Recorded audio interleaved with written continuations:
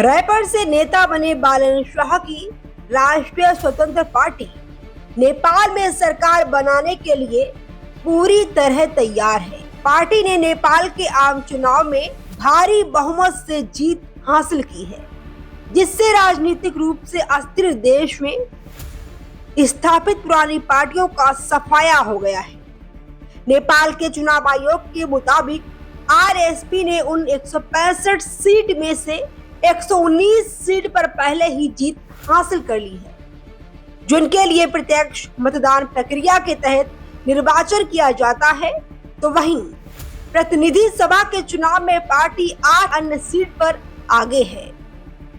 बालन शाह की इस जीत के साथ नेपाल की परंपरागत राजनीति के अंत को लेकर भी चर्चाएं हो रही हैं।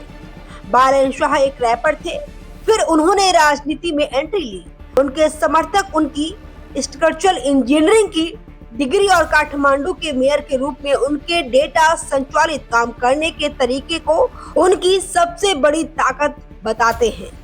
परंपरागत राजनीतिक रास्ते को छोड़कर उन्होंने लोगों के साथ जुड़ने के लिए सोशल मीडिया का रास्ता अपनाया। जेएनजी के नेता कहे जाने वाले बालन शाह ने लोगों के साथ फेसबुक समेत अन्य सोशल मीडिया प्लेटफॉर्म के जरिए जुड़ना शुरू किया। हालांकि उनके आलोचक उन्हें अहंकारी बताते हैं।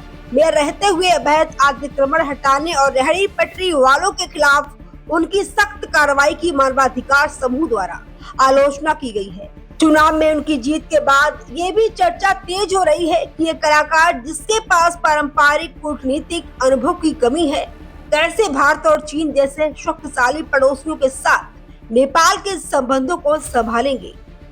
उनके पुराने सोशल मीडिया पोस्ट, जिनमें उन्होंने विदेशी शक्तियों की आलोचना की थी, अब चर्चा का विषय बने हुए हैं। भारत इस चुनाव पर करीब से नजर रख रहा है, तो वहीं राजनीतिक रूप से अस्थिर हिमालयी देश में एक स्थिर सरकार की उम्मीद कर रहा है, ताकि दोनों पक्षों के बीच विकासात्मक साझेदारी को आगे बढ़ाया जा सके। प्रधानमंत्री नरेंद्र मोदी ने शनिवार को नेपाल की जनता और सरकार को चुनाव के सफल आयोजन के लिए बधाई दी। पीएम मोदी ने यह भी कहा कि एक घनिष्ठ मित्र और पड़ोसी के रूप में भारत नेपाल के लोगों और उसकी नई सरकार के साथ मिलकर शांति, प्रगति और समृद्धि की नई ऊंचाइयों को छूने के लिए दृढ़ संकल्पित है।